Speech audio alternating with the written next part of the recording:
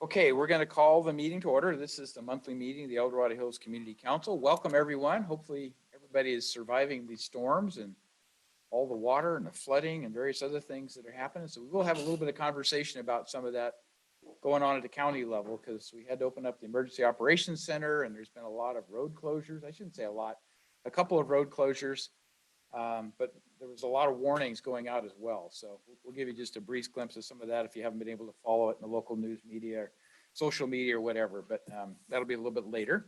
So we want to start out by doing the leadership team roll call. And basically we just go around the table and identify, each of the leaders will identify what their role is on the leadership team. And tonight, let's start with Richard.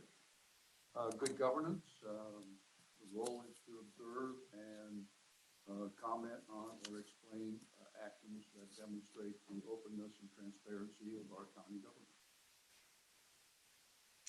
I'm Cindy Munt, Supervisor Heidel's assistant, and I do community information and outreach for the community council. I'm John Heidel, District 1 Supervisor. I'm John Davey. I'm the chair of the El Dorado Hills Area Planning Advisory Committee. We're a group of resident volunteers that review proposed development projects in El Dorado Hills and provide feedback to the approvals process. I'm the District 1 Planning Commissioner and the Infrastructure Lead. My name is Lauren, and I'm a student at Oak Ridge High School. I'm also the co-chair of the El Dorado County Youth Commission to give a voice to the youth. Good, thank you. We're going to hear more from Lauren. She has a presentation for us that I found to be very informative, because it's the kind of stuff, in particular with what's going on in some of the schools in El Dorado Hills, you don't necessarily get access to. So I think it helps us understand that they have challenges there too, like everybody else. And if we can help as a community council to try to support efforts or to find solutions that may not be readily available otherwise, that's what our role is. So with that, let's also go around and recognize any District 1 commissioners and committee members who are present. So Don, why don't you introduce yourself and tell us what your role is? I am John Eichel, and I'm the vice chair of the Solid Waste Advisory.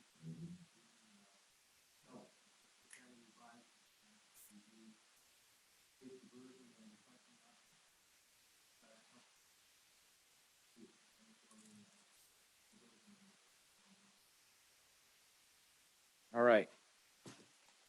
Tita. And Tita. Thank you, Tita. You're a regular attender, and we really appreciate that. And I did get a call from Raylene, and I wasn't able to return the call because I was in a Zoom meeting, so I'll have to get back to her. But Raylene is another member who doesn't often attend these meetings, but she does an awful lot working outreach, as Cindy does, and with Cindy on a lot of the senior activities, the senior events, making sure the seniors know the services that are available. So And Raylene's actually, she's on? yeah, she's online. Okay, Raylene, it's your turn. Would you please introduce yourself? See, I can't get there, so. I sent you an email. Okay, did you get it? Yeah. Hi, can you hear me? Yes, you're fine, Raylene. Go ahead. Okay, I'm Raylene Nunn. I'm District 1 Commission on Aging Commissioner, was appointed by John Heidel. And so, and as he mentioned, we're kind of busy with a lot of outreach and looking for more ways to reach out to our community as a county and as a whole. So I'm here to take part tonight and just learn how we can make those connections. Thank you, Raylene. Anyone else? Wendy May. Wendy May, please. Oh, here we go. Good evening, everybody. Wendy May here. Yes, Happy New Year to all. Grateful to have the opportunity to serve as your District 1 Commissioner on the Tax Assessor Appeals Board. Excellent, thank you. And I'll just mention, we knew Kathy Guerrero was not going to be able to join us tonight. I'm not sure about Chief Lily's status. Did you hear anything? He from was him? not sure he was going to be able to. Okay, all right. With all the fire, with all the storm. Okay. Obviously, all of our first responders and other support services are very busy this time of the month with all the activities going on. So well understood. With that, let's go on. To... Got your plate here. Raylene, There could she you, is. I made okay, it. okay. All right. I guess I'm now part of your commission, approved by you guys. That's correct. Your microphone Welcome. on. Please, yeah, please introduce yourself, John, and share with us that new appointment. That's an oversight on my part. No worries. This is John Taylor, newly appointed to the Behavioral Health Commission, and look forward to working with you all. Very good. And Dr. Steve Clavier is also on the Behavioral Health Commission, so we now have two very active And members of that, so, pardon? And Lauren? Yes, and Lauren too. We actually have three. Wow, let's keep going. How about four? Do I hear four? Do I hear four? No. Excellent. So yeah, we have a lot of representation, and that is a very important group, as most of us know, because behavioral health is one of the major county level issues in terms of getting people into proper treatment, proper medications, support, and to a certain extent, keeping them out of the ER room if we can provide the services, because that's ultimately where the psych facilities and stuff that we have, which are not a pleasant place to be, but sometimes it's necessary. So, is he a commissioner or a committee member? Yes. He is on Parks and Recreation. It's, Right, but it's time to recognize you, so that's another oversight. Thank you. couldn't see him back there. So tell us a little bit about what you're doing with the master plan, because that's coming up fast with the first public meeting, and we really need to hear more. Do you have a microphone? Could you give me that microphone? Didn't mean jump off, because I'm just sitting. I know the first meeting is scheduled out in Lotus, I believe, and so I need to talk to you about that as well. Yes. Are you green? And we won't hear you in the room, it's for the Zoom people. No, I understand. So the first public meeting workshop on the county's Park and Recreation Master Plan is January 25th out at, in Coloma at the Grange. And they haven't set the dates for the other ones yet, but they're going to be doing them in different areas. I think the closest one to us will probably be Shingle Springs. We've had several stakeholder meetings with a number of representatives, cycling groups and sports groups and business people and you name it. That was in the end of first part of December, I guess. So they're gathering information right now. There is a survey. Boy, I wish I'd brought the cards. We have an ad hoc committee, myself and Tom.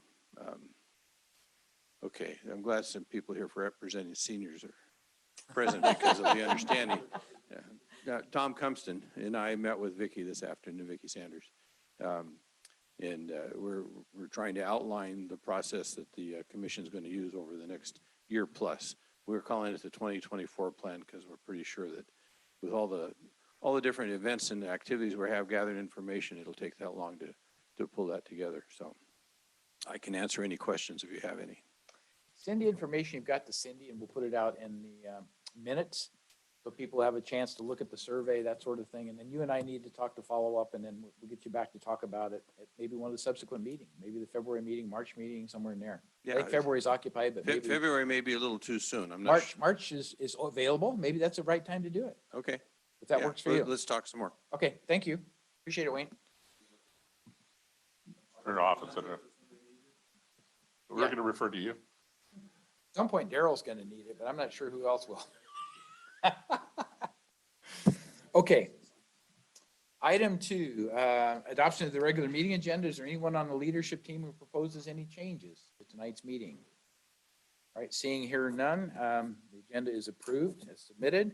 Public comment. This is the segment of the meeting that we invite anyone either via Zoom or in person here in the conference room to share with the community council anything that might be an issue, a comment, a statement, something we should be aware of.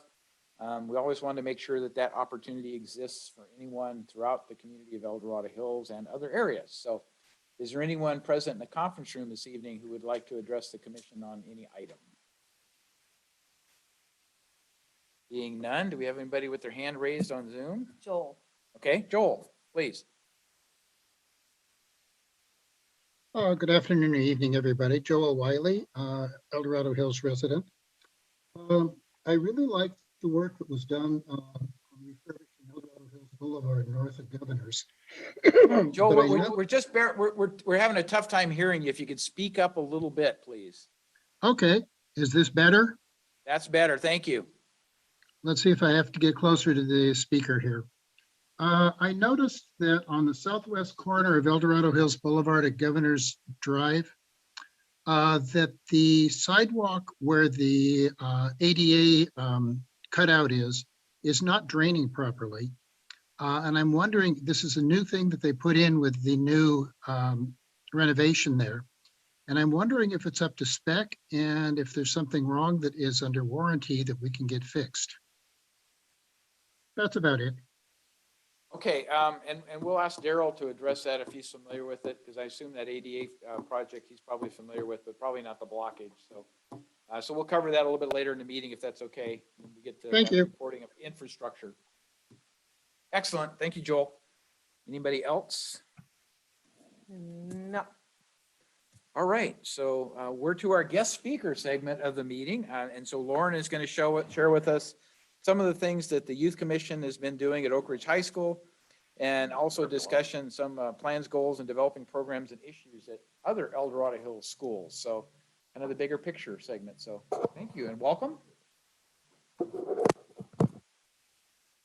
Hello, everyone. My name is Lauryn Sumimoto, and I'm going to be doing a short presentation on some updates on El Dorado Hills students. I'll be talking about some key issues for teens in El Dorado Hills and elsewhere in the county, as well as some up-and-coming programs in order to combat those issues. A little bit of background about me. I'm 17 years old and a junior at Oak Ridge High School. On the Oak Ridge High School campus, I'm pretty much your typical high school student.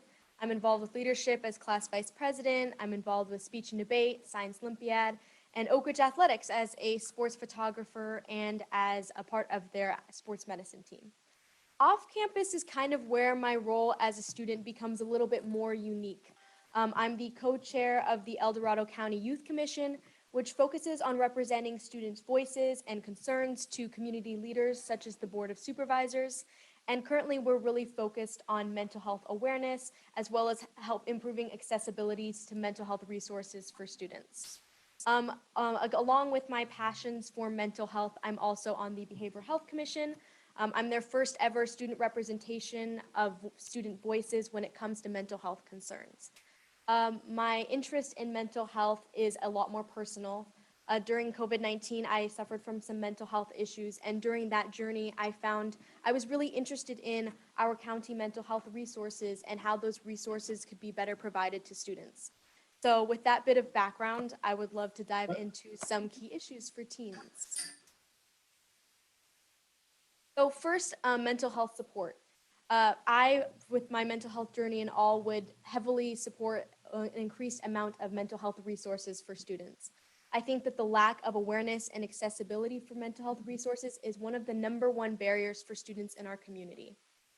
I think that increasing the accessibility and increasing the awareness is a lot more of a simpler plan and frankly a lot less expensive when it comes to improving the way that mental health resources works for our students. Students are not really aware of the resources that we have, and from the research I've had and being on the Behavioral Health Commission, I can see we actually have a wealth of resources within our county, far more than most high school students are led to believe. The common idea of I'm all alone and I have no one in this with me on this journey is incredibly common, especially at the high school level. And the fact that we have such a large county full of professionals and experts who are willing to work with students and have created amazing programs to support students that just aren't being shared with those students who are struggling is an incredible problem that I think needs to be supported and solved.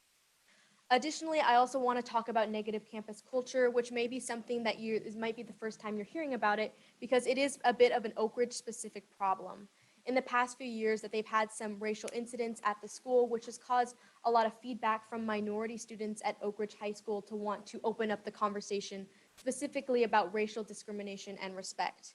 The Oak Ridge administration has created a program to combat this issue that I'll be talking about later within the presentation. And finally, tobacco usage. Anyone who's kind of worked with youth or talked about youth issues before is probably very familiar with tobacco usage. I believe that it is a continued issue and one that we should continue to talk about because of its detrimental effect on youth. Increased by COVID-19 and especially from the use of social media and the influence it has on students, as well as the usage of e-cigarettes and products such as that, we're seeing an increase in students using these products and oftentimes they're uneducated and unaware of the harms that it has on their bodies. Young people don't oftentimes recognize the key issues of what's going on for our students and rarely ever recognize trends. These three key issues are one of many, but I do believe that they are some of the most important issues that we as a community should be focusing on in order to being able to support our students. Before I go into a bit of the data portion, there has recently been some mental health grants that have been granted to, I think, our education system and also to our county specifically for mental health for youth. So I really do hope to hear students' voices being weighed in on the potential solutions and the projects that those grants are going to be able to go into. So some specific wellness data. I pulled this data from a survey from the El Dorado County Youth Commission a few years back. At first, I was a little hesitant to use this data for this presentation because it's supposed to kind of, the demographic was supposed to be students of all over El Dorado County. But I looked kind of into the specific demographic, and it was primarily underclassmen at Oak Ridge High School, so I feel like it's pretty relevant data for our El Dorado Hills students. On the left, you can kind of see that there's a pie chart that talks about the awareness that students have of our wellness resources. In my mind, when it comes to mental health and mental health advocacy, there are two really big parts: awareness and accessibility. I think the idea of how aware our students are of our wellness resources is a big factor and should be something that we consider when we see how well our wellness resources are being utilized. The fact that only 13.1% of students are aware and utilizing those resources, and that the large majority of students are hardly aware or barely aware at all of the resources that we have within our county, I think should be a big red flag to us. We have many professionals and many people and many programs that are specifically dedicated towards our students. And there are large proportions of our county where there are students who are struggling as well. By connecting these two parts, struggling students and really rich programs, I think we can better be able to support our students. Secondly, talking specifically more about COVID-19, students kind of indicated that only 39.2 were provided and aware of the mental health resources during the pandemic.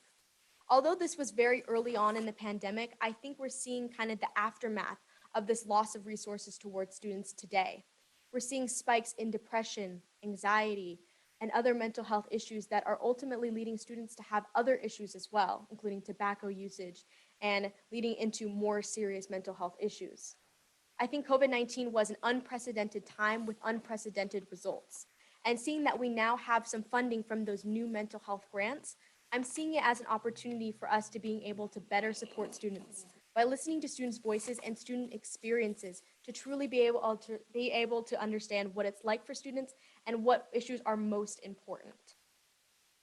On the bottom, I pulled a kind of a specific piece of data that I found really interesting.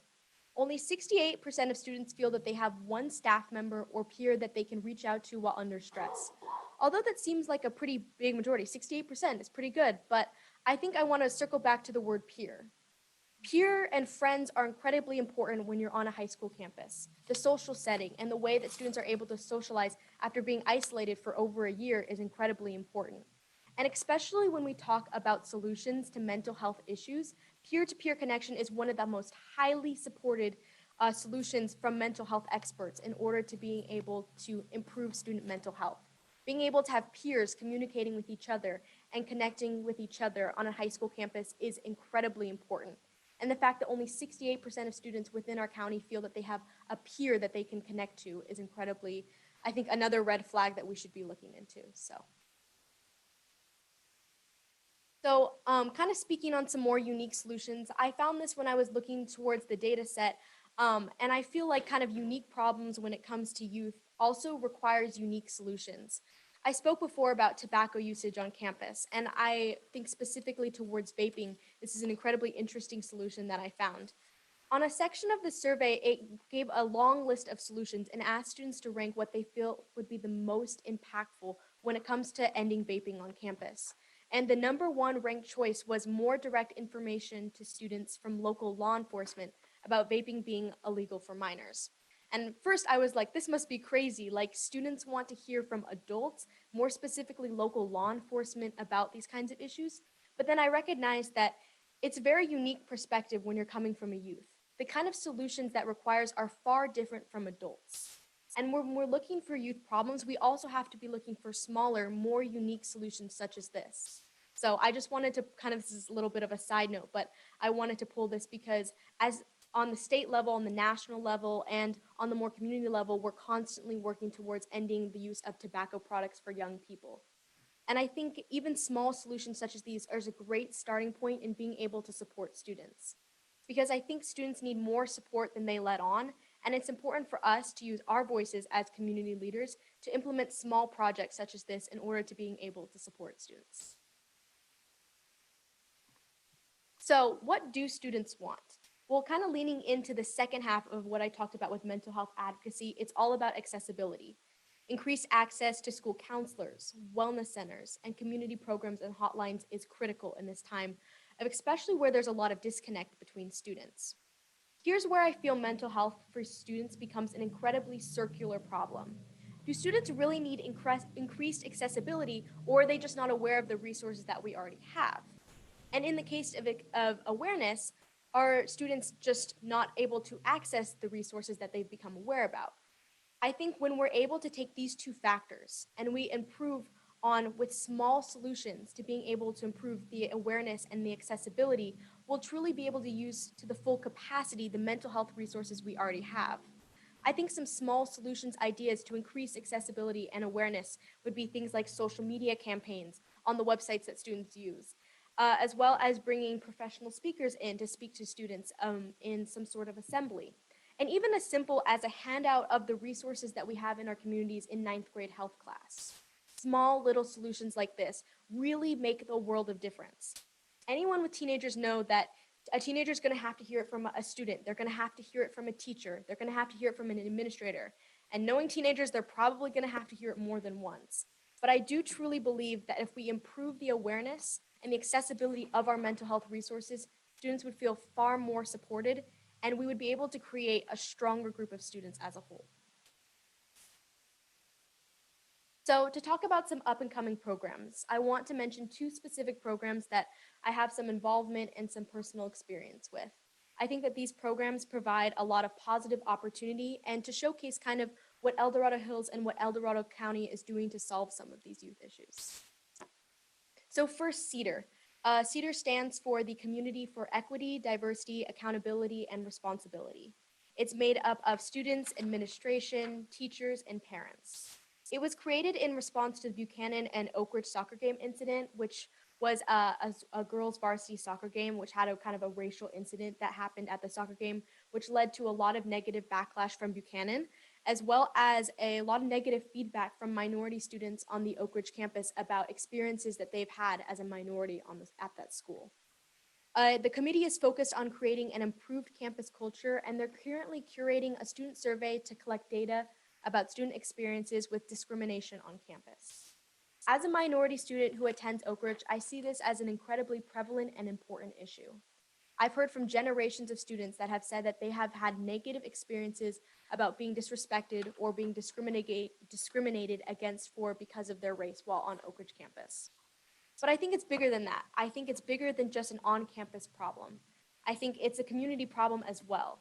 I think when you're starting from having our young people who are treating each other with disrespect and discrimination and recognizing that those are the generations that will be coming back to El Dorado Hills and will be creating generations of new El Dorado Hills residents, it becomes important to really recognize that we need to instill good values in our young people. The Oak Ridge administration has recognized this as well, and so for their upcoming WASC reevaluation for the school site, this is one of their major goals, to improve campus culture. I think it's more than just young people needing to learn their lesson. I think it's about instilling good values in our young people and to creating better generations for the young people to come. So to talk about the Teen Advocate Program, I mentioned this at our last community council meeting, but it's essentially a program that we're trying to get instilled into Oak Ridge High School. It's highly supported by the El Dorado County Youth Commission, as we see this as an opportunity to not only improve student mental health, but also to help guide underclassmen to becoming better upperclassmen and creating a more cohesive and less disconnected school site. It's had 13 years of success at Golden Sierra High School. Essentially how the system works is every ninth grader is assigned an upperclassman mentor. not any random student on the street, but those mentors undergo extensive training, not only in mental health, but also in being able to provide resources for those underclassmen to better navigate high school. This program might seem kind of irrelevant to the issues that I've been talking about, but I do think that it's going to be very, very valuable in being able to create better underclassmen and better school sites. I think it'll help improve mental health by giving in one of the most turbulent times on the Oak Ridge High School campus someone to guide you. As a person who went through being an underclassman, I can see that a program such as this would have provided me with so much wisdom and so much understanding of not only what it's like and what it should be like to be a Trojan, but also about upcoming choices and being able to just better understand what being a student should be like and what being a better human should be like. Programs such as these and just like Cedar are incredibly optimistic to me. I see them as golden opportunities for us to being able to just improve our school and education system as a whole. I think more than ever, it's incredibly important that we reach out to our young people to be able to share their experiences and to be able to contribute to the creation of programs like this that will better students and student lives on campuses. Because what starts at the high schools will spread down to the middle schools and the elementary schools. And if we can really want to create the best possible upbringing from our El Dorado County youth, it really starts by starting to create better generations at these upper high school levels. Truly, young people have so much opportunity. Recently, in the El Dorado County Youth Commission meeting, we talked about economic prosperity. How can we bring young people back into our community? How do we bring young people who go off to college in other states or in other parts of California back? It's about creating a positive community that recognizes issues in their young people and tries to create programs that are going to be able to support them. If we truly want to create the better future for El Dorado Hills, it starts with our young people, and it starts with creating better solutions to being able to make them better people. So, thank you, and I would love to answer any questions anyone might have. Let's start with the leadership team. Yeah, Richard. Question. First of all, excellent presentation. Did you say you're in debate also? It comes Yeah. across, doesn't it? Yeah. Yeah. How receptive are students as individuals to Yeah. using mental health? Well, like I said, I think it requires a lot of communication and definitely from different resources. But I believe specifically sometimes the larger outcry that you hear from students about, oh, we don't need this, you're often neglecting the smaller individuals who do utilize those resources and do need those resources. So I do think it needs to come from several different sources, like social media campaigns and things like that, and professionals. But I do think that there are students who are willing to hear about the resources we have within our county. And I think there are many students that if they were aware of the resources we had, would find them incredibly valuable as well. Second, almost similar question. Mhm. Is the education staff there completely engaged in the promotion of mental health research? Well, we do have an established wellness center on every single high school campus within the county. I believe Oak Ridge is actually the best staffed. I think they have a professional that's regularly there for student support. And the Oak Ridge administration is really supportive of mental health programs to come into and kind of educate the students. But I do think it's difficult when there's not really a cohesive communication that's being spread throughout all the high schools about the mental health resources. So I think that communication and just a very direct kind of instructional understanding of what needs to be going into the schools and the communication that needs to be spread would really give them the focus and give them the opportunity to show their support. I just think there's a lot of miscommunication, and I think there's not a very direct direction for them to go through, but I do think that they are supportive. You know, hearing you, I'm a little more optimistic about our community than I was 10 minutes ago. Thank you. What else on leadership? Yeah, Yeah. I'll jump in really. Thank you again, Lauren, for being here and in participating. It's very informative to hear this. And, you know, my kids recently graduated. I don't have any left in the high school system here. But I was curious about the Teen Advocate Program as they've used it at Golden Sierra. Is it a one-to-one or is it a one upperclassman to many? Yeah, it's one to many because especially at Oak Ridge, it's so many. Yeah, so I was just curious. So That's not a program that you could just turn on either, right? So is there something in process? Is it near, or is it maybe a couple years out? Do you think you'll see it? I'm not certain that I'll be able to see it. We're talking to Oak Ridge administration right now, as well as there's a program called Link Crew kind of Yeah. at the Oak Ridge campus.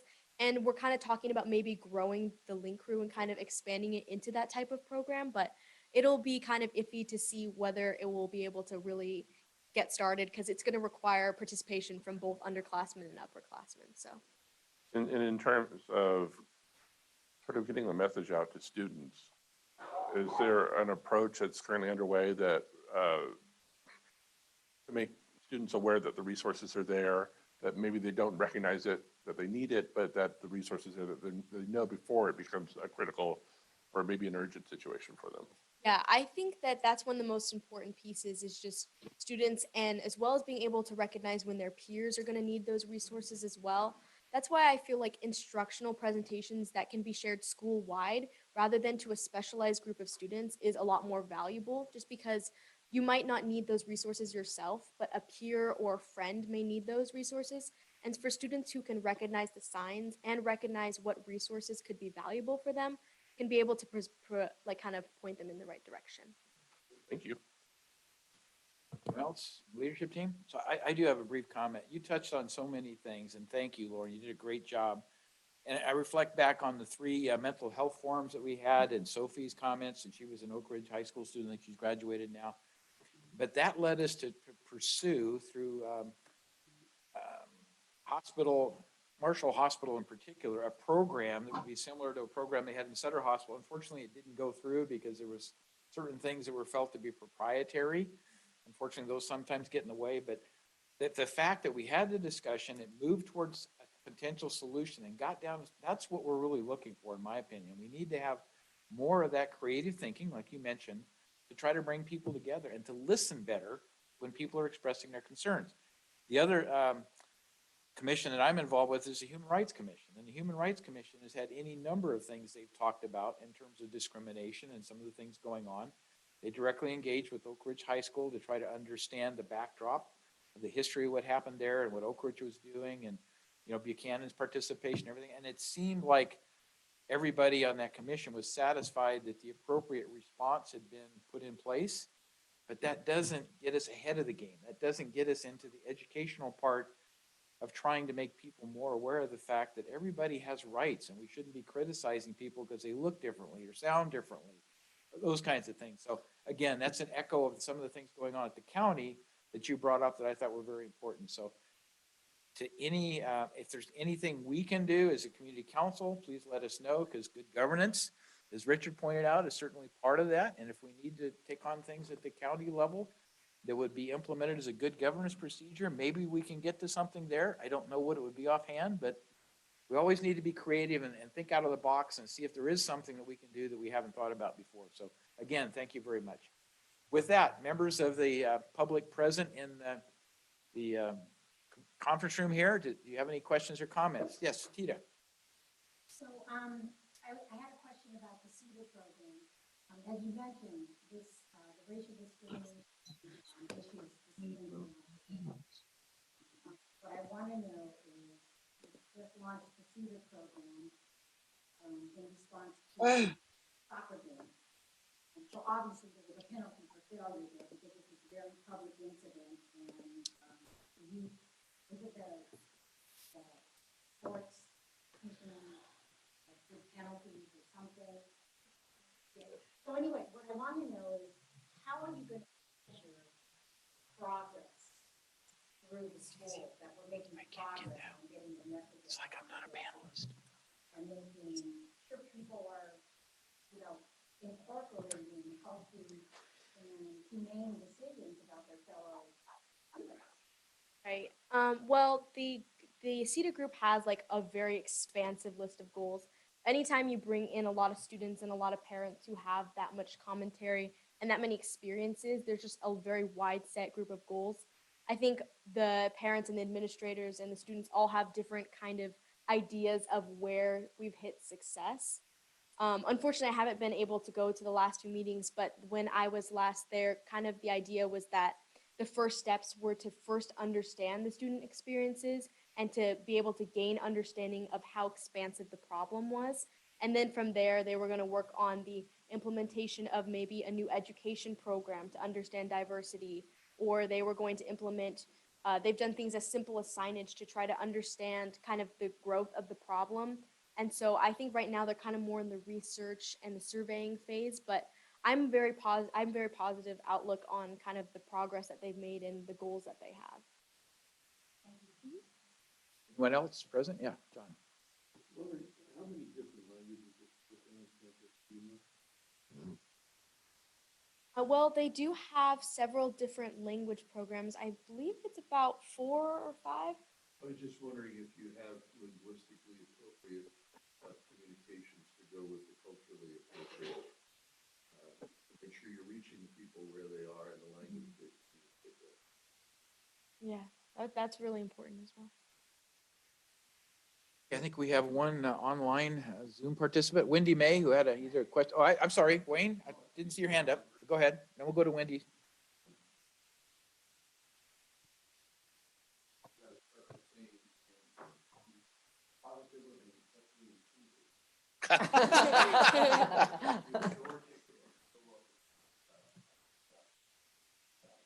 With that, I'll mention that we're speak contest in February. Mhm.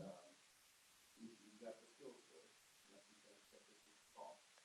And I'm also disappointed if we're not in the interactive.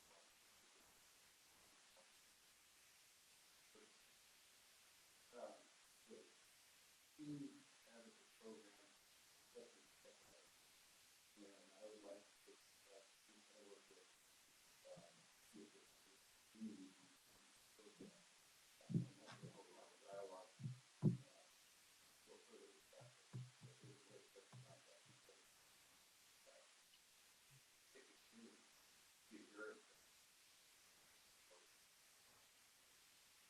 Thank you, Wayne. Appreciate that. Okay, Wendy May, you're up. Yes, my goodness, Lauren, so well spoken. What a breath of fresh air, I have to say. You know, you mentioned in your what you had to say to us, you are not just a better person yourself, you are a superior one. I just have to ask, any aspirations to run for politics anywhere? Yeah, there you go. Slightly- Next election. Slightly off topic. Yeah, I mean, when I'm going to be graduating in about a year and a half, so I'm definitely looking to maybe a career, something in law or in politics for sure. What an amazing voice you are for your peers. Thank you. Are you part of the youth and government program, or is that continuing at Oak Ridge? I think it kind of, And dropped yeah, off, there's but- still an existing program, but okay. Got it. Because I participated a little bit, but I saw that's a really good program too, because it teaches our youth a little bit about government and how to pass bills and how to propose things and how to debate. All those good characteristics that I think are just really good skill sets to have as you go through life and get into college and wherever your career aspirations may lead you. So put another plug in for another good organization at Oak Ridge High School. So, okay, any other participants on Zoom? I'm not seeing anybody. Well, again, Lauryn, thank you very much. It was an incredible presentation. I think we all learned something, and we all have a challenge to try to do better to support Lauryn and some of the things she's identified that can use some work, right? Can use some improvement in our community. So we'll all take that as a personal goal, and hopefully we'll make some progress over the next year or 2 years. So thank you again.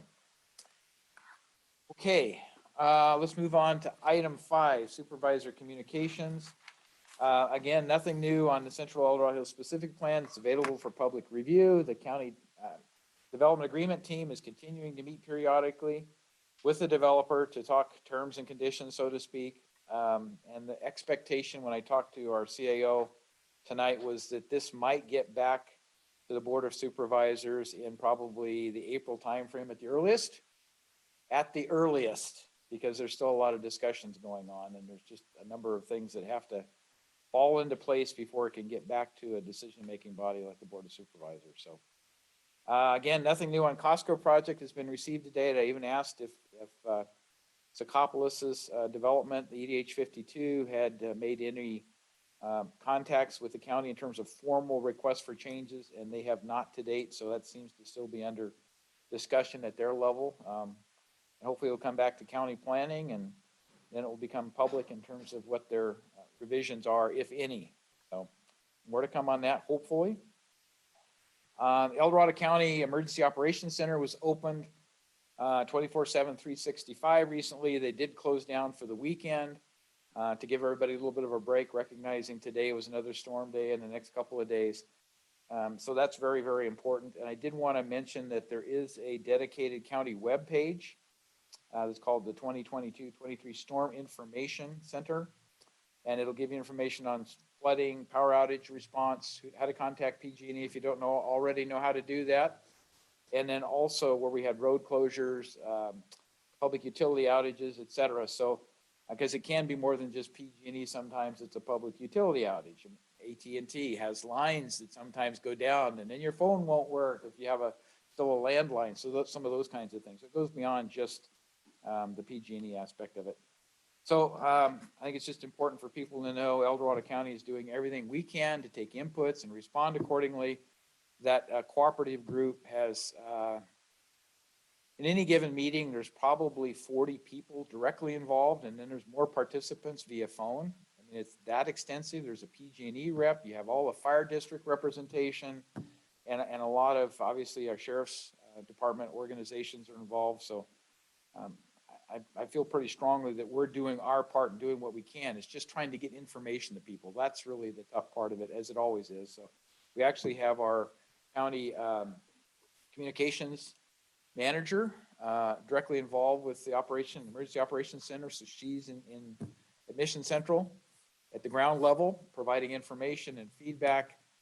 For instance, today I got an email, well, actually it was a text from the food bank that they're ready to help in any way they can. And so I passed that on to Carla Ass, and she responded, thank you. So they're going to get that into circulation because they have resources there that go beyond just food distribution. But for people who have been displaced, they can certainly be of assistance. And so we're trying to just coordinate all those services with whatever the needs are. And so that was very helpful to get that input, and we passed that on. So the opening of the County Homeless Shelter Navigation Center has had some delays.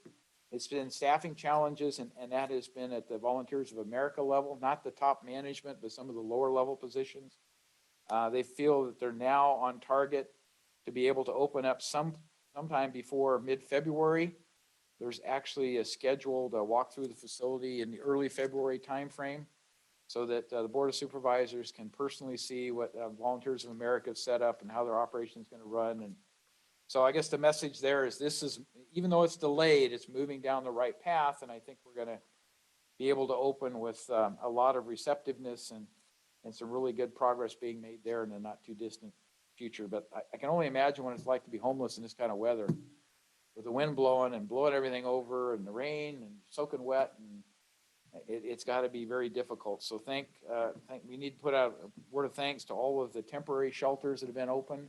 I know there's several, and I know they're doing their best, but it's not enough, and it's not adequate. So we're trying to get the emergency shelter opened up as quickly as we can, and with plans to build a permanent structure within the next couple of years. So more on that as it progresses. The county CAO recruitment efforts continue. I get asked about that quite a bit. The Board of Supervisors did vote to increase the salary range and emphasize range by 10%. Not say whoever gets elected is going to be the top of that range, because that's kind of the way some of this gets communicated. Oh, they're going to pay the CAO.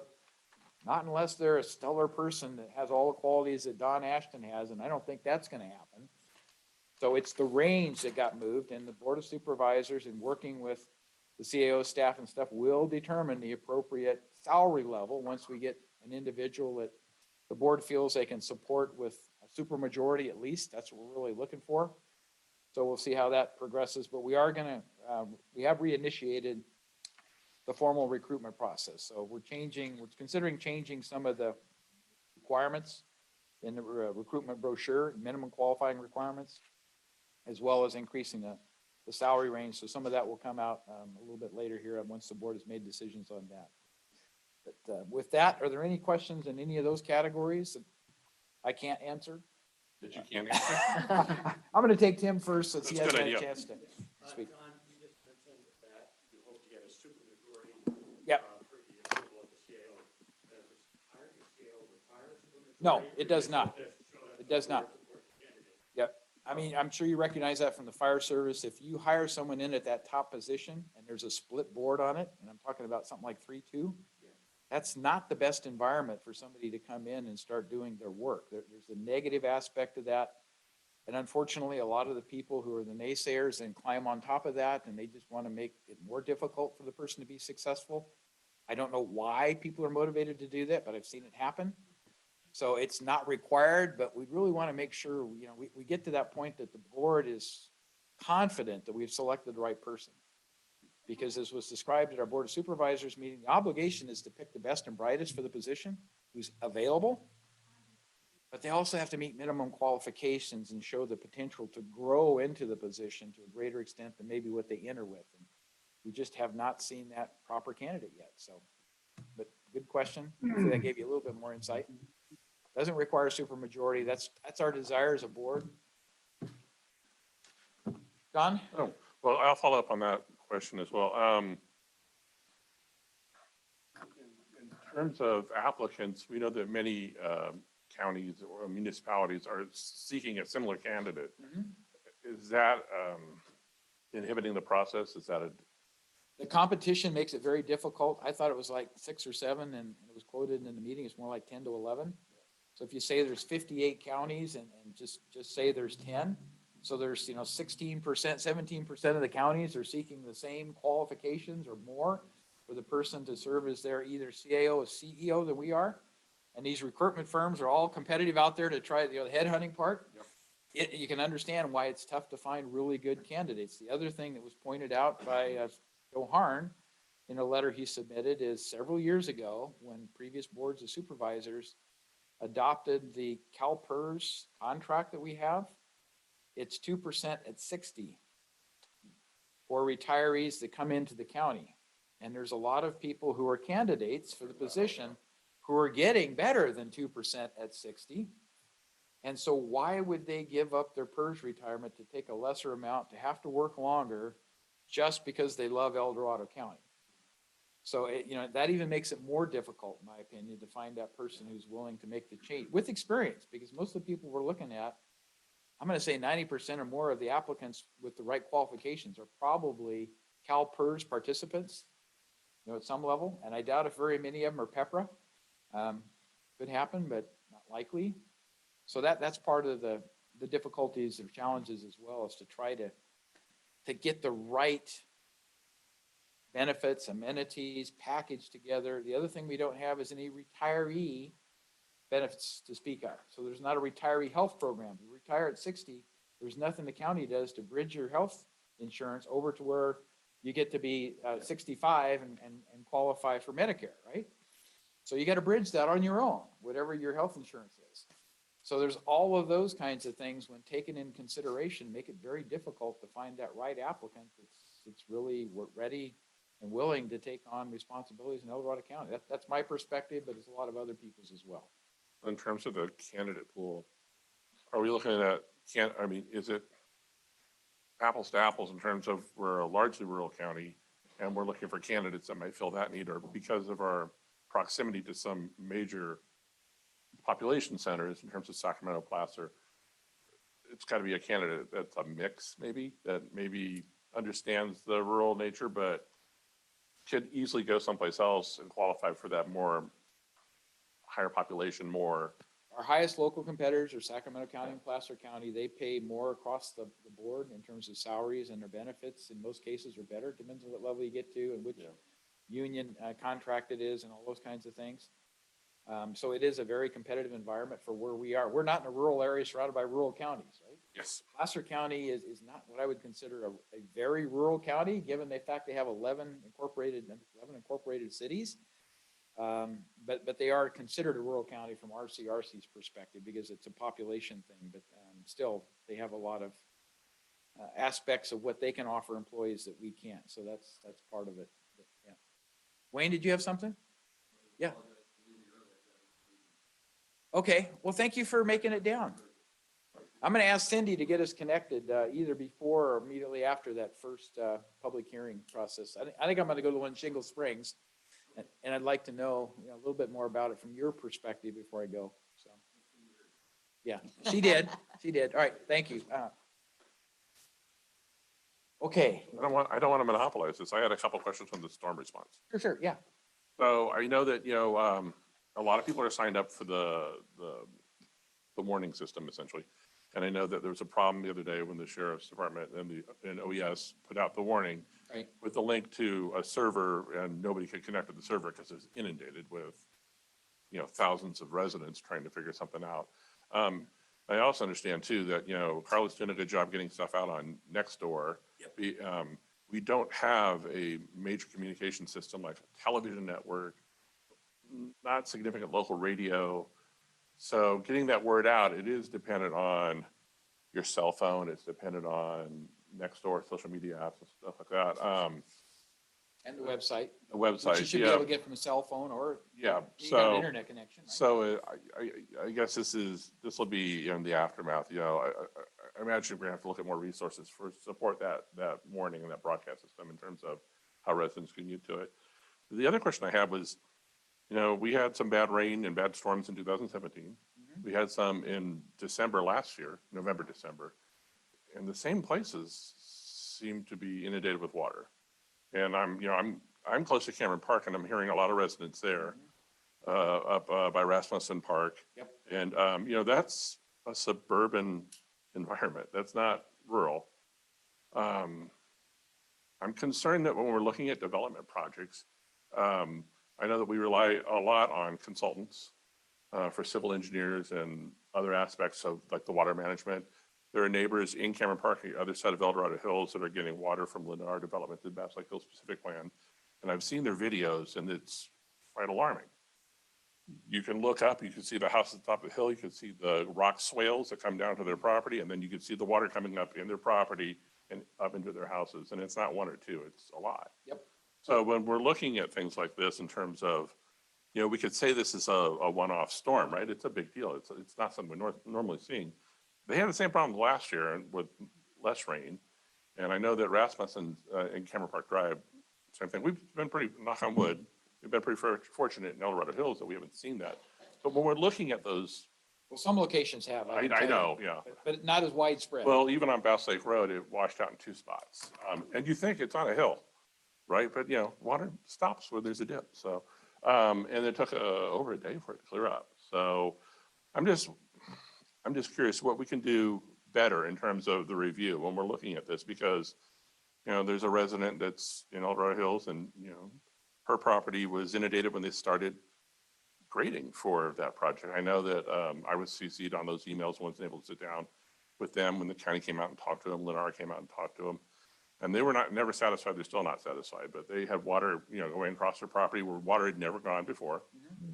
Yeah. So, it's just a thought, how do we mitigate on that? If we're relying on consultants that are contributing at one time and then they're gone later, Yep. project's approved, the developer turns around and says, hey, we have an approved project and this was the plan, sorry. So the recourse is to file a lawsuit. And when you're talking about the largest home builder in the country, that's kind of a tough thing to do. So it just So- concerned me that we're seeing this repeatedly. Thank you for bringing that up, and I think John and Daryl may comment on a little bit, but right before I came to this meeting, I was on my monthly review with the Planning and Building Department, and we talked about this exact situation. Stormwater's involvement, the state water board's involvement, Where my wife works. how they have a finding capability that the county really doesn't, and we rely on them to do a lot of that, hard work with the developers.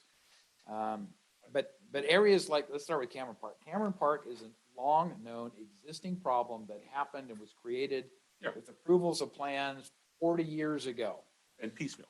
And evidently, everything we've looked at in terms of remedies is not really a remedy, right? You can look at a new project that's going in and you can say, okay, this is the things the new project has to do, right? But existing properties and the drainage through that, you really can't do a whole lot as I understand it. Now, state law, and Daryl will, I think, affirmed this, requires any downslope property to accept the water from an upslope property, right? The difficulty with a lot of these, it's not the water, it's the silt, the sediment, the debris, the shrubs, the tree limbs, the things that flow down that plug up drains.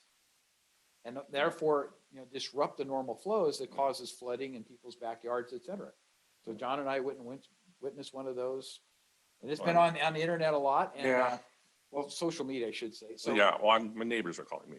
but what we're trying to look at it from the county's perspective, what can we do better? Yeah, exactly. How do we get ahead of this? How do we make sure that we don't become complacent with 4 years of drought? And make sure that the inspections that are done on these systems and the grading plans and the drainage, is proper. And the thing I think that's pretty universal, and John's probably gonna talk about this, is detention. Yeah. Because in the bigger projects, that's typically what's done. But even in a small project, I think we need to look at what is adequate detention to stop one of these, what becomes every 4-year floods, not a 100-year flood, not a 10-year flood. Or just rain. It's a lot of rain. Well, in some instances, it's just regular rain. Right. At some point, it's an act of God, but, Oh, certainly, yeah, clearly. trying to stop the plugging of existing drainage is the number one thing I think we need to work on. So, Yeah, and that was my concern about the residents that are contacting me, because this is a project, they have obviously been there for many years in Cameron Park and the other side of Yeah. El Dorado, but this is a new project, there's an immediate impact, and they're still building the project. What do you do? It's tough. So, yeah, I don't know. And the thing with the water boards too is that, their mitigation typically for the water board for enforcement is that they go out and they look and say, how are you not going to do this again? And then you draw a plan and say, well, yeah, we're going to have, these best practices, we're going to do this, and it won't happen again until it does happen The again. Clean Water Act is the strongest law that we have to try to Yeah. enforce some of those things. So Yeah, you're it's- probably it's- familiar with that. but- It's tough to get that actual enforcement as opposed to how are you going to prevent this again? And unless it's egregious, there's not significant penalties. So if you have ideas, I think the county would be more I'm than throwing my open hands to up listen going, to. what happened? Because I've Yeah. been told it's not as simple as just upsizing some culverts, which could be done. It's got to be taken on as a more comprehensive evaluation of what happens with land when you develop it primarily. It happened when they built Union High School as well. It's it's disturbance of the soil and new grading and that sort of thing that creates the silt that runs off, and plus the construction materials. Yes. Another thing that runs off because they weren't properly contained. So, but yeah, the county's aware of it. We're trying to take a more holistic look at it. I don't know what the answer is going to be, but when John gives his presentation, he'll probably share some more information with you. So, We'll probably get on the phone. Sorry. But no, I didn't mean to monopolize the conversation. no, that's fine. Anyone else? I'm not seeing any hands up, so, all right, so we'll consider the supervisor's communications complete. And public safety, do we have anybody? I didn't see names from anybody on our No. public I think they're safety busy. agencies. Yeah, that might be. Right, and, no, so, all right, so with that, let's go to infrastructure. Let's jump to that and cover that, because Daryl's here and I want to get him home. He's got a lot of work to do tonight. Before he gets up tomorrow morning at 5 a.m. to start again. So anyway, Well, a couple of things to add on to what you guys said was, and I've said this a lot to you, Supervisor Highlands, sometimes the water goes downhill. People have to accept water, but it needs to be, that water needs to be conveyed in the ways that it was designed to be conveyed, not going through people's homes, through their foundations, under their homes and stuff like that. And so the site we looked at, as part of our responsibilities in our subdivision personally, you're talking an old subdivision butted up against a really old subdivision.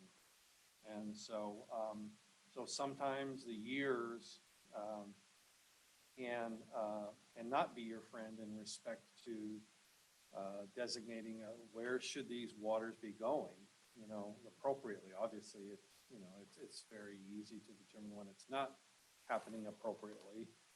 But with the last few years of drought and so forth, where we haven't had a need to get in and maintain these types of facilities, they tend to collect, debris, sediment over time, which makes them less efficient over time. And so And then when we have a major event like this, those things are exposed. And and we're gonna go through this again. At some time in the future, when we have a period of a dry period and then a wet period and so forth, it's gonna happen again. And that's just the nature of it, unfortunately. And so, these things I think will get worked out. I don't think we jump, you guys kind of indicated what county has enforcement areas in which they can explore. A lot of times they defer to the state for punitive fines and so forth, which we're not set up for. So there is a critical component of enforcement in the middle of going between the issue and lawsuits. So that should be explored in respect to, what the local and state responsibility can be from an enforcement standpoint when it comes to this. So it's a challenging thing, and yeah, and Daryl knows too, Cameron Park, El Dorado, those habitually are areas that have problems because it's flat. And I did get, in respect to my topic here for infrastructure, El Dorado Hills roadway, as you mentioned, Bass Lake Road, the only other one I know of, because I was actually out of town. I missed most of this, unfortunately. You're a rainmaker. Huh? You're a rainmaker. Yeah, right.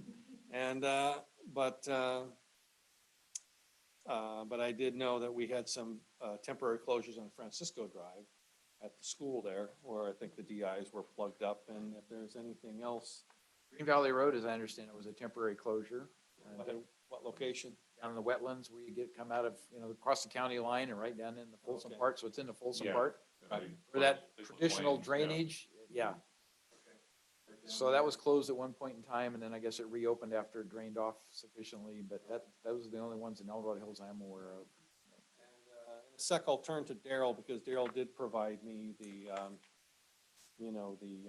storm, the 2022-23 storm information website. I'll let him address that specifically, but there were on that site, I'll mention, there are currently 2 evacuation warnings that are ongoing. One at Highway 49 at Union Mine on the south end by the county line.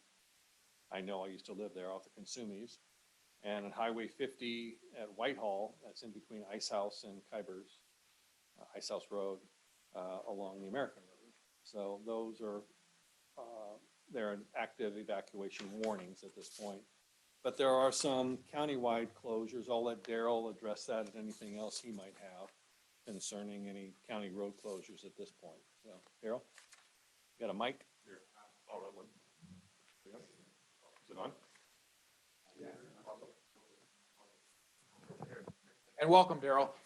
And please identify yourself. I keep referring to you, but a lot of people probably don't know your role, so.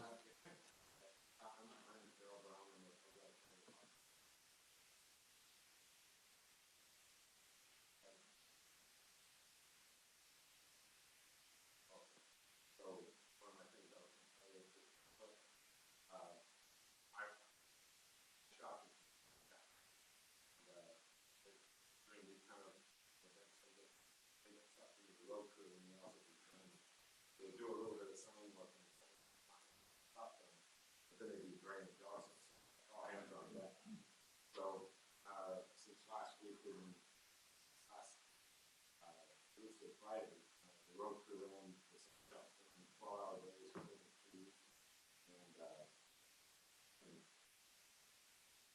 putting trees and putting EIs and brakes, seats. And it's proportional to the wind. The windier it is, of course, the more it's logical, of course, but the higher the wind, the more trees go down, so I wanted to tell you back.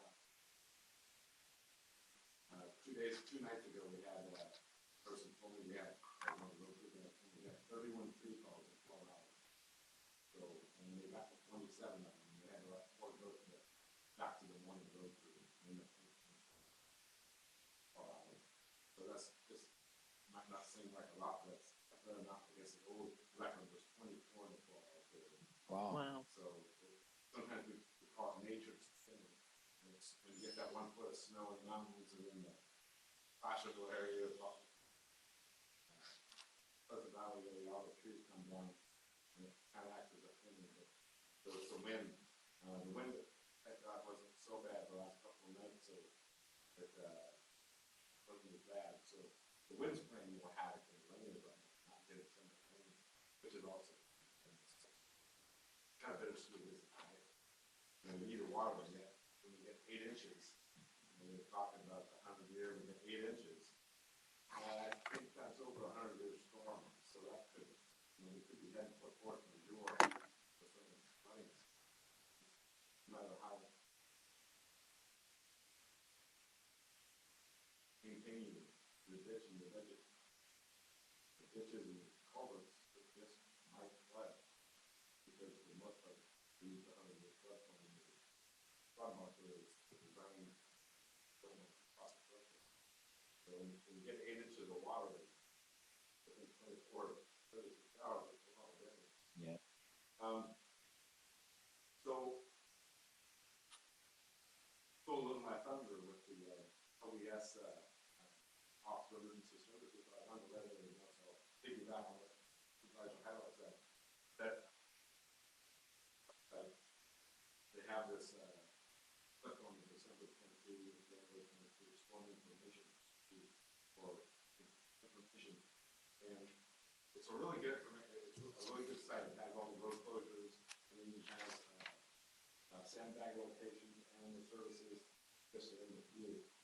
Weather reports, road maintenance, report track outages, evacuation warning, and it's good data. And that, I was like, see, oh God, it's complex. Like, for example, going to the PG&E website.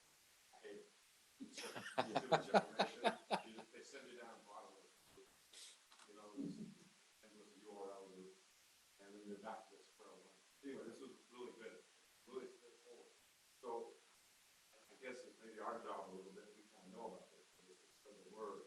Like, hey, this is this site, you need this information, go online, it's really good. But because, for example, I was working in the office the last couple of days, and I hear folks come in, and then you're like, hey, where can I get sandbagged? And then I'll tell them, I'll just make this up, it's Station 89 on Cannon Park Drive. And they're like, thank you. You know, they just want the sandbag. Yep. So I heard a couple of those, the people that's coming in, grabbing information and reading. So really good information set. So for Eldorado Hills, I wanted to let you know that Port Station 85 is where that here. There's the sandbag location, and secondary would be Fire Station 89. So like their folks that need sandbags.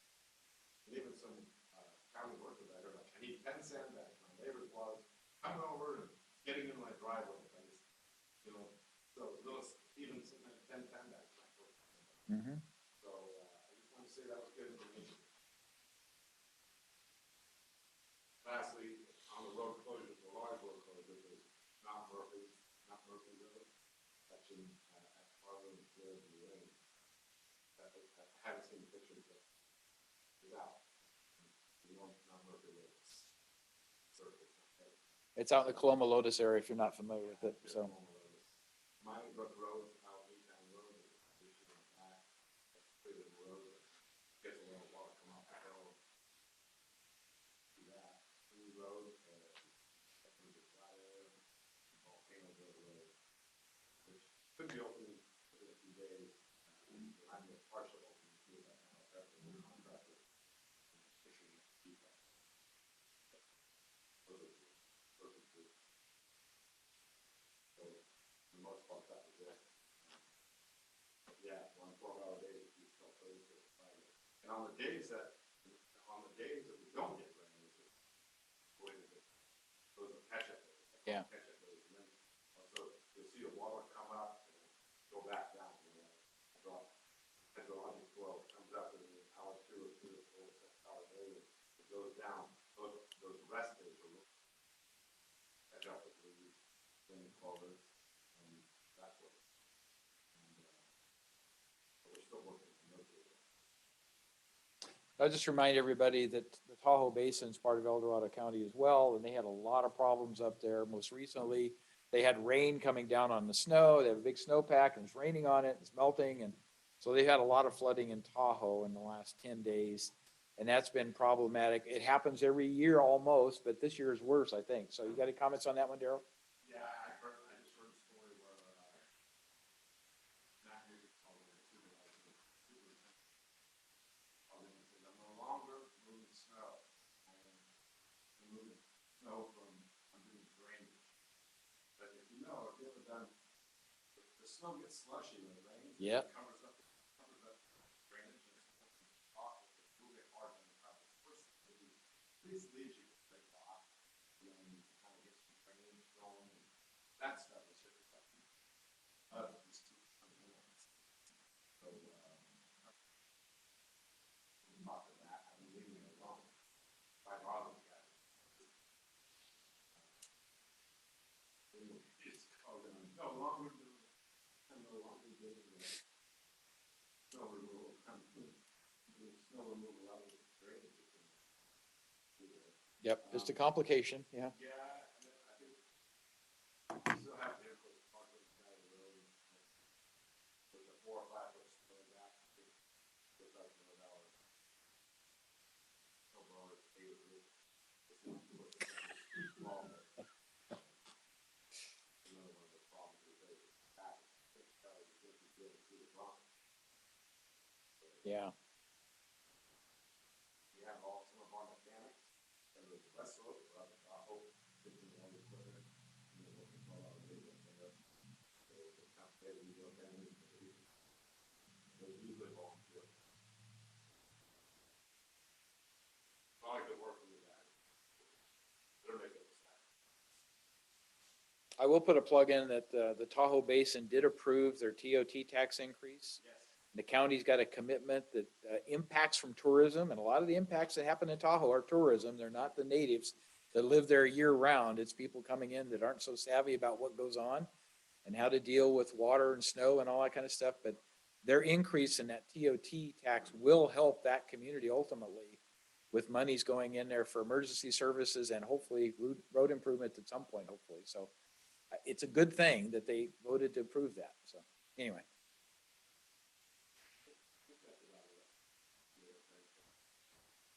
Any questions for John or Daryl? I just had to say, I was very, very impressed this weekend. I was going up Serrano Parkway, where Serrano Parkway and Silva intersect. All of a sudden, 3 county trucks with their lights on just came in front of everybody, stopped everybody, jumped out, stopped traffic. There was a big pothole, got it completely done and patched and within one light cycle. It was amazing. I was like, wow, that's the county. It was great work. So I was very impressed. That's a good feedback because oftentimes we hear, how come you got 3 guys watching the guy that's working in the ditch? No, they were so fast and so good. It was amazing.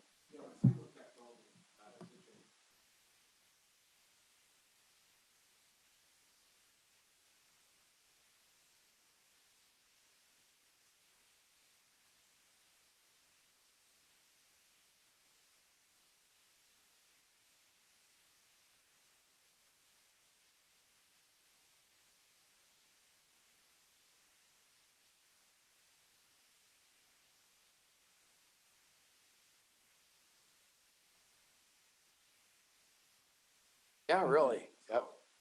Very good. I was impressed. Very efficient.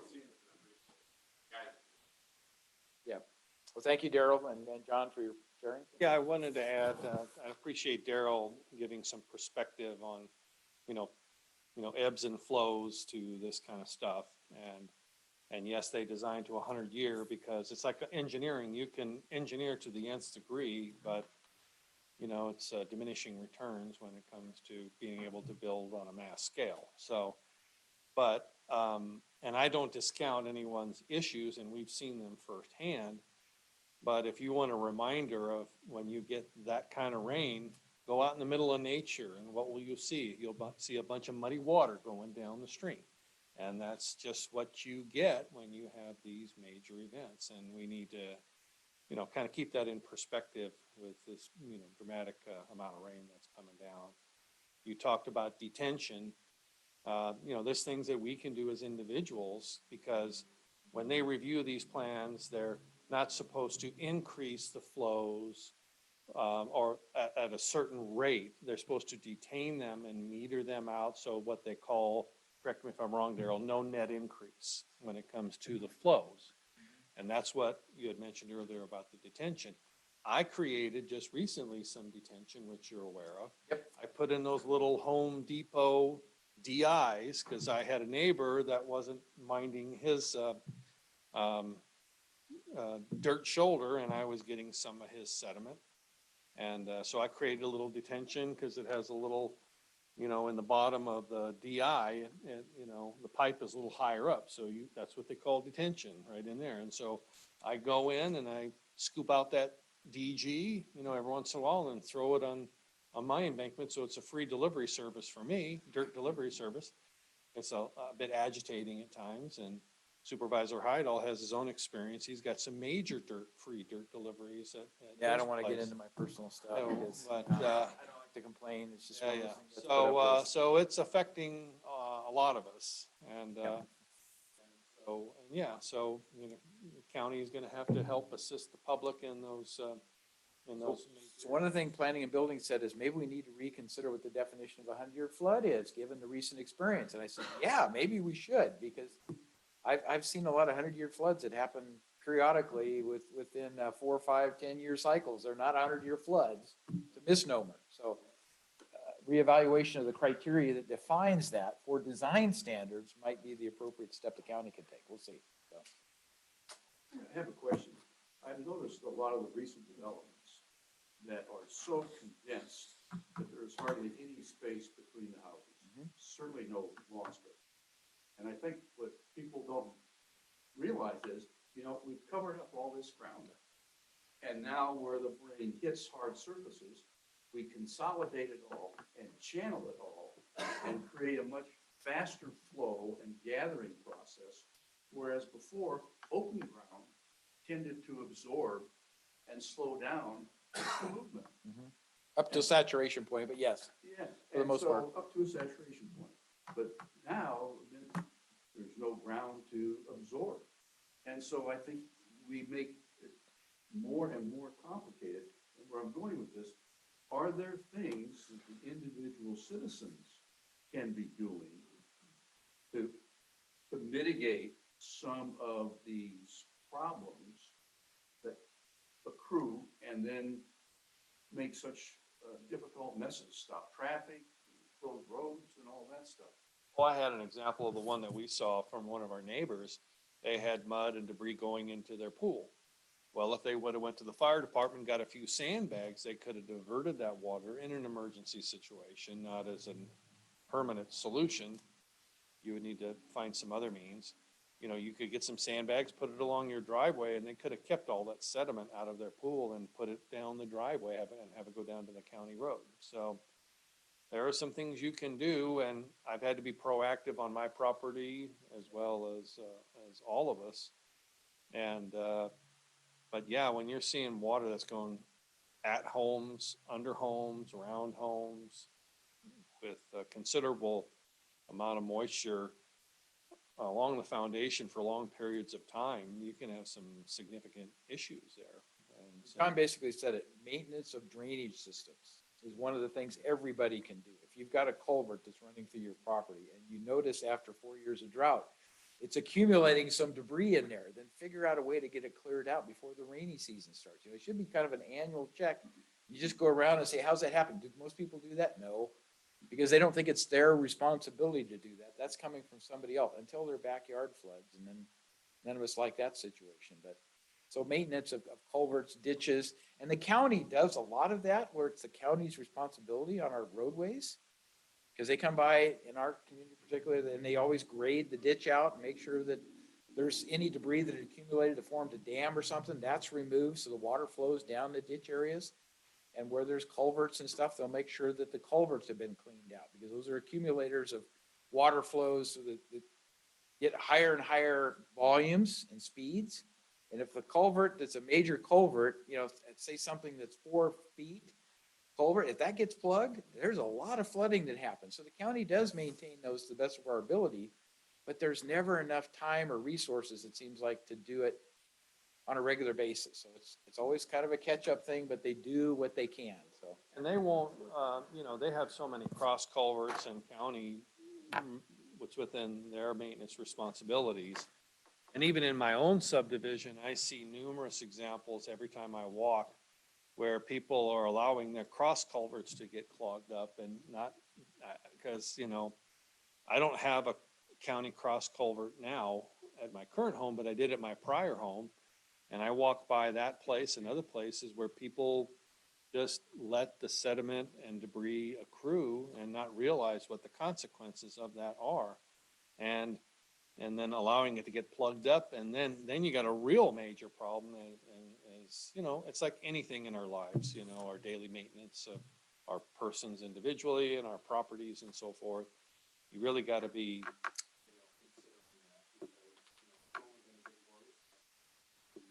complicated and more expensive to fix these things. So, but I see it all the time. So. Yeah. Well, thank you for your comments. I think that's helpful to share some ideas there, and there's work to be done, that's for sure. So with that, let's move on to good. Yes. Go ahead. Yes. Yes. Oh, yeah. Joel.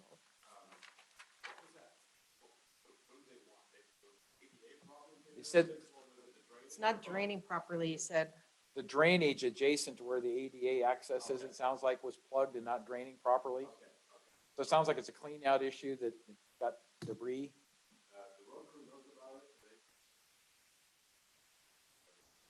Okay.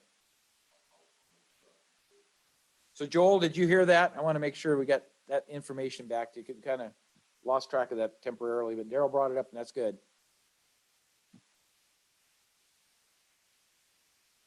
Joel, raise your hand if you heard that comment. I heard the comment. I was having trouble hearing Daryl, though. Next time you okay. get him closer to the mic. Okay. I just wanted to make sure that it got on the record that I had seen that. Yes. Put it on to-do list of volume 17.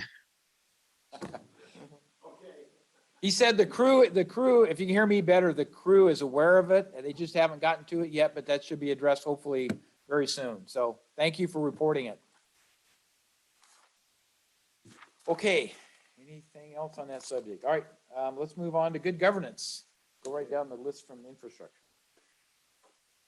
Turn on the mic. There we go. Two things. The Charter Review Committee was to meet tonight, but we canceled the meeting because of the weather and people coming from diverse places and staff having to stay late to facilitate the activities, et cetera. The committee met on December 12th. We addressed several items. We elected a new chair and vice chair. And we also, again, heard from various stakeholders. And it's been kind of interesting on one of the topics we're considering and discussing has to do with the question of term limits for supervisors.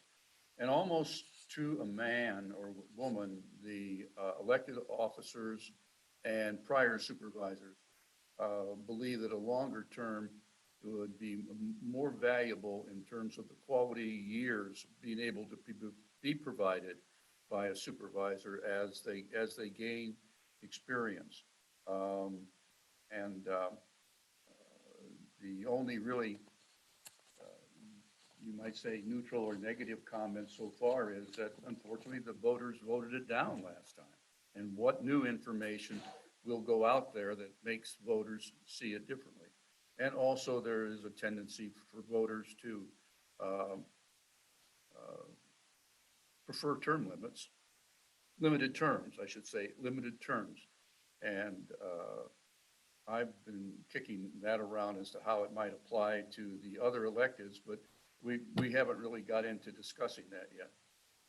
Another topic we've discussed had to do with the Section 504 in the charter, which establishes how the sheriff's department salaries are established. And we've asked some questions as to whether that formula has been effective in doing what it's asserted to do, is make our salaries competitive and therefore allow for retention of employees. But right now, no one seems to know where the data is that would either document that or prove that it's actually doing so. So we've asked some questions to get some information. We established an ad hoc committee to find a way to get the activity of the charter committee out more broadly, to get more citizen input and raise issues that the citizens may have that we might be able to discuss and then make recommendations or not to the Board of Supervisors. One of the commission members raised a question concerning the manner in which the county grand jury selected or obtained members for the grand jury, and it is established in state law, and it's also within the authority of actually the court system, and not so much the Board of Supervisors otherwise. But in terms of getting, once again, citizen participation in the grand jury is the big challenge. And if nobody signs up, there tends to be some regulars that show up. So, and that's just kind of reality of the general nature of citizen participation in the government. So that's kind of where we're at. We're still discussing issues, and the ad hoc committee is going to have a document prepared, kind of a one-page document that we all can use to educate as to the Charter Review Committee in words people will understand, and maybe cause some more or greater engagement on their part. So still moving forward, and still have things on our docket. One other thing I'll raise in good governance on one of the more recent issues of the Sacramento Bee was a lengthy article about new state laws. And two things. My observation is our news media never talks about what laws are being proposed and passed in our legislature. We really never hear discussions about the laws and the pros and the cons. And then maybe once a year, we get a report as to what was passed. I mean, many of them, I'm sure, sound right and good, and you can see what the kinds of issues are that either reflect the current social, political, economic views of the existing administration. And since we're basically in a one-party state, it's usually all bills that are advanced by Democrats as to who authors them. The interesting one is that boards of supervisors apparently had some clarification made regarding as to their ability to eject disruptive people from their meetings. It wasn't quite clear as to whether it was a great need, but at least the law was passed. One that I've kind of aggravated by is that the basically state prisons, youth detention facilities, and city and county jails will be required to offer phone services to inmates free of charge. Any place in the country, any place in the world. Those kind of things bother me. As former law enforcement, we actually prosecuted federally prison gangs that communicated through then illegal phone devices. And now we'll just have probably more of the same. So the way life goes on. Thank you. Okay, any questions or comments for Richard? Yeah. Tim. You know, Richard won't say it, but Richard was elected in the final chairman at the last meeting. Kudos to him. Yes. My first official act was to cancel tonight's meeting. So I assume Jim got elected chair, is that the way that went? Okay, or president? Okay, yeah, all right. Yeah, all right, very good. So I will just comment, at my level, I get any number of briefings from various organizations about proposed legislation as the legislation goes through the review cycle. CSAC, California State Association of Counties, is one of those because they're always looking at what legislation will harm counties in general, from the standpoint it adds additional burden, an unfunded mandate that the counties won't have any funds for. So they're very active in that. RCRC, the Rural Counties Organization, is also very active in giving us heads up of what's coming down the pike.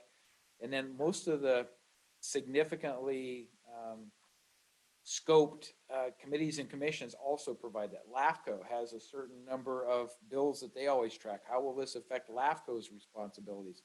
The Transportation Commission does the same thing. How will these bills affect our ability to deliver transportation or transit services?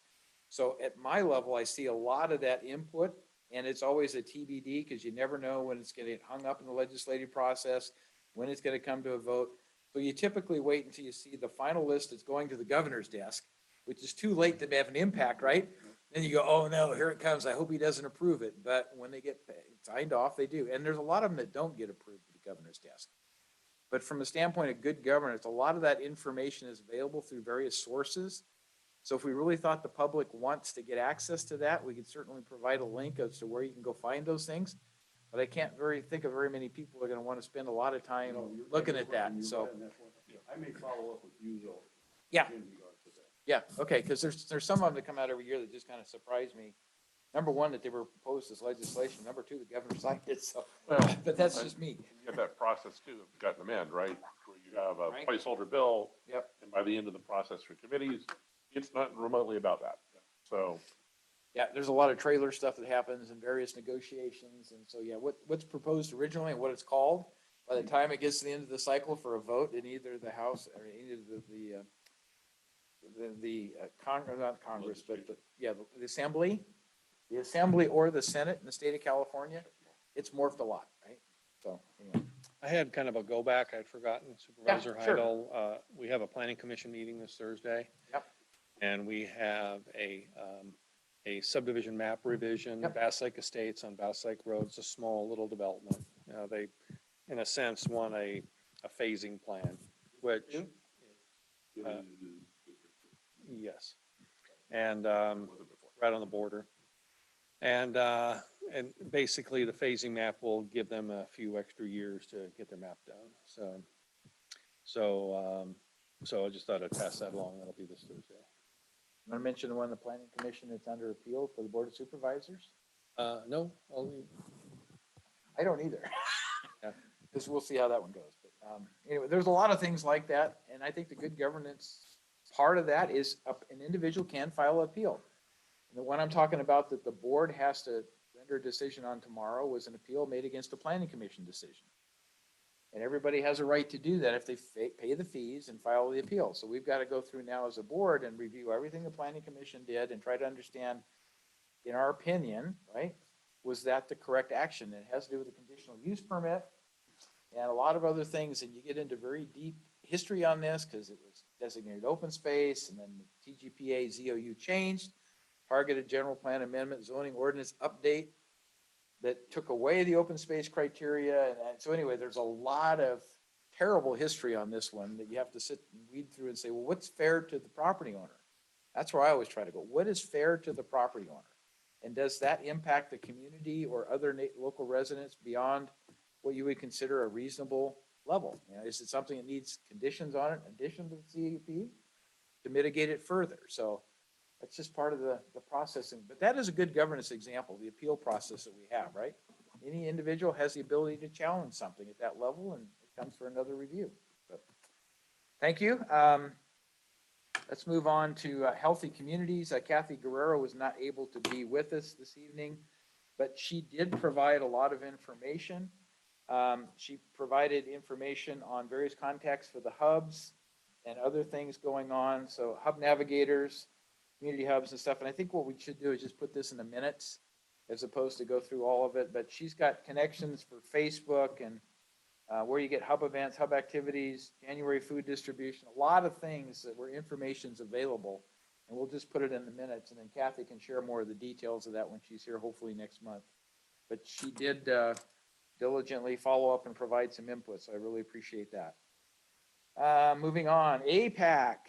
oh, hey, Who are they? troublemakers. So our APAC meeting this month is Wednesday, right here in this room and also virtually online in a hybrid fashion. We have a list here, and John, you talked about one of them. The first thing we're talking about is subcommittees for 2023 in terms of, they're not project subcommittees. They're more of things that we should be ready to deal with instead of having to reinvent the wheel every time. We're talking about traffic, transportation, pedestrian, environmental review subcommittee, the residential elements of our general plan and how we address that, utilities, water, PG&E, AT&T, Comcast, whoever, a recreation subcommittee to look at how our parks are planned, and the elements of open space and how those things are facilitated through the approvals process for development. And potentially the opportunity for the community planning subcommittee, a subcommittee for us to be active in the county level of community plans. We did this a couple years ago and the board provided monies for that, and that did not work out in terms of how that process is going. So Shimble is looking at it again. El Dorado Hills is on the list, but community plans is very important in a lot of our rural communities because they want to set standards for like historic district overlays and identify that, yeah, we are historic. How that works here in El Dorado Hills, we don't know yet until we have an opportunity to participate. We did, Joel Wiley was a member in that first go around, and a member of our executive committee, Brooke Washburn, was volunteered to do it as well, but that process did stop. We're hoping it restarts. So question for us is, how do we want to participate? Do we just want to let our members participate, or do we want to provide some feedback from back? So that's the subcommittees. We do have some notifications on some projects. We're going to talk about the Planning Commission. John has some new commissioners joining with him, and there'll be some changes to the structure of the leadership of the commission, but we'll know about that after your meeting on Thursday. BD Way reopening. That's back open to traffic again. The project on Green Valley Road, which is next to it's the Pleasant Grove House. They have a pre-app in for that. Bass Lake Estates that John talked about, which is 36 homes on Bass Lake Road, that was approved years and years ago and had a number of extensions, and they've had some modifications along the way, but just going to give an update on that. Again, the project at El Dorado Hills, the El Dorado Hills Sophia Parkway Neighborhood Retail Center. That's a mouthful. But it's at the corner of Sophia and Green Valley. They have grading equipment on site now for the self-storage project that was approved 2018, 19, 18. So they're also the applicants on a proposed retail center that features 2 drive-through facilities, a car wash, and a car detailing operation. And I've already heard from residents that are very concerned about the water runoff there, if you can believe that, because apparently some water popping up in the old Norman, the cemetery right there, the historic cemetery is off that the county actually takes care of. That's been happening forever. And Yeah, well, I know exactly where it comes from. Yes. The previous project that dumps bunch of water in. Well, so we asked that question when the self-storage project was approved. It never was really answered, just that we'll do best practices. And it won't be an impact, but we know. So we're talking about paving more of it. So it might be a controversial project in that the AMPM, the ARCO project there, had proposed similar things years and years ago, and the community was very upset about it. I'm being generous. I know, I saw you really nice. But so this is another project that will probably generate some concern. And then the last thing too is that we need to identify subcommittee members for the El Dorado Hills of EH52 and Costco. We have people that have been looking at it. We want to be ready when it comes back so that we're not starting from scratch again. So I promise that's it. We'll try to get through it quickly. The meeting's at 6:30 here in this room or on Zoom. The link's on our website. It's on our social media. And invite anybody who wants to participate. These non-project subcommittees are a great way for you to get involved and kind of understand what APAC does in terms of how we share sort of responsibilities for reviewing projects and reviewing issues in the community concern development. So love to have some help. So be there, be square. Very good. Thank you. Any questions for John? All right. And Lauren gave us her presentation, so we're going to move beyond that. We're going to go to community information and outreach. Okay, not a lot of events in January. There is one big one, though. It's the El Dorado Hills, the Rotary, their 27th annual crab and tri-tip feed. It's on January 28th from 6 to 10 p.m. at the El Dorado Hills CSD gym. This is the Rotary Club's fundraising event that, and all the proceeds will fund both local and international projects such as the El Dorado Hills Teen Center, the Jeff Mitchell Memorial Field, and youth development efforts such as the high school speech contest, the Oak Ridge High School Interact Club, Student of the Month, Youth Exchange Program, and High School Scholarship. So it's their big fundraiser of the year. So that's coming up on January 28th. I did some in February. The CSD's got their Valentine's Day events. February 3rd and 4th, they have the Daddy and Me Valentine's Day dance where the dads take their daughters to the dance. It's from 6 to 8 p.m. at the El Dorado Hills CSD gym. And then there's also the Mommy and Me Valentine's Day dance for the moms to take their kids. And that's February 11th. It's the weekend after, again, from 6 to 8 p.m. at the El Dorado Hills CSD gym. And then on February 10th, there's going to be a Valentine's Day luncheon for the seniors. It's at 10 from 10:30 until 1 p.m. And that also is at the El Dorado Hills CSD gym. All this information is going to be available on the supervisor's webpage on the county website. I know the Moore has a fundraiser this weekend that I'm going to and stuff. I don't know if you mentioned that or not. It wasn't El Dorado Hill. It's not El Dorado Hills, I Yeah. understand, but it's a good organization. Mhm. It does impact several people in El Dorado Hills. So there's just always a lot of things Yes. going on, and so we try to focus on El Dorado Hills, but that's another good organization. Mother Lode Rehabilitation Enterprises, which teaches a lot of people who have somewhat of a challenge physically or mentally, skills, and it helps them get a job and be contributing members of society. And it's just a great program. And oftentimes they report on that at our COC meetings, right? The community, what's that acronym? Community Action Center. Community I thought it was Advice. Community Advisory? CAC, that's right. Yeah, COC is community- Continuum of Care. Yeah. Well, we've got a lot of Community acronyms out there. Advisory. Right. So anyway, there's a lot of events going on. So I want to go back and just touch on economic development briefly. I'm still trying to figure out what we're going to do there exactly. CDAC has been questioned in terms of what their future role should be. So I don't want to appoint somebody to CDAC and then ask them to serve here and then not have that continue. The board's going to have a discussion, and I talked with staff a little bit today about it, so we're going to posture for that. So we don't have anybody filling that role right now. But I did want to recognize one more time Glenn Krakow for his many years of dedicated service. We did put together a certificate of appreciation. We invited him to the meeting this evening so we could present it. He wasn't able to make it, so I will personally present it to him as a follow-up. But I did want to acknowledge all of his contributions. We wanted to give him the certificate to give him our appreciation and thanks for the work that he put in and the accomplishments achieved. So with that, I'm going to move on to item 7 unless anybody has a go back. Any go backs? Tim?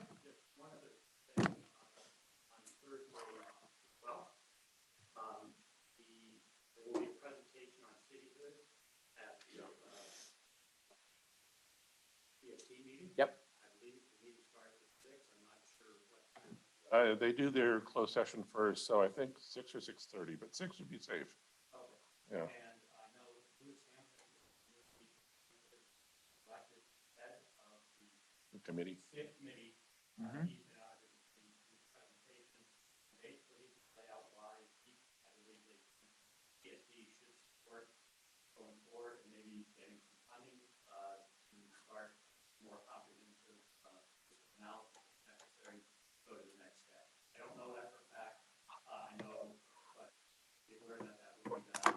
Thursday, 6:30. If you're at all interested in that, would be a good thing to attend or. So I was advised 6:30 from Yeah, Steve that's what- Ferry, yeah. but yeah. As an FYI, the county is sponsoring that meeting for all commissioners and committee members on Thursday at 5 p.m., Yes. which, So this is kind of an orientation so, meeting, but okay, understand.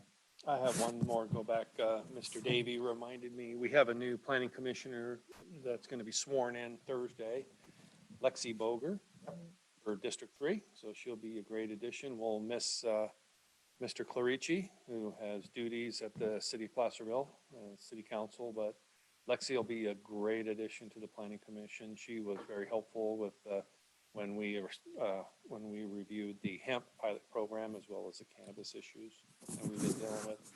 So, she'll be a great addition to the commission, so. And the two commissioners that were appointed there are now going to be reappointed to full terms. Is that correct? I don't know the exact dates. I know District 5 Commissioner is going to be reappointed. And, yeah, so, yeah, but that's the only difference is Lexi is going to be appointed, so. So, all right, so you'll be welcoming a new commissioner and going through all of the orientation, introduction, all that kind of stuff, but Alexi's had quite a bit of experience in El Dorado County, so I don't think that's gonna take a tremendous lift, but we'll see. So, all right, so I'm gonna move to item 7, council member items. Our next meeting is Monday, February the 6th, right back here. And we've asked Jeff Lykoff, our new sheriff, who was sworn in right after the first of the year here, and/or a staff member to present and discuss the El Dorado Hills crime statistics. This is a presentation they made to the El Dorado Hills Chamber of Commerce about 2 months ago.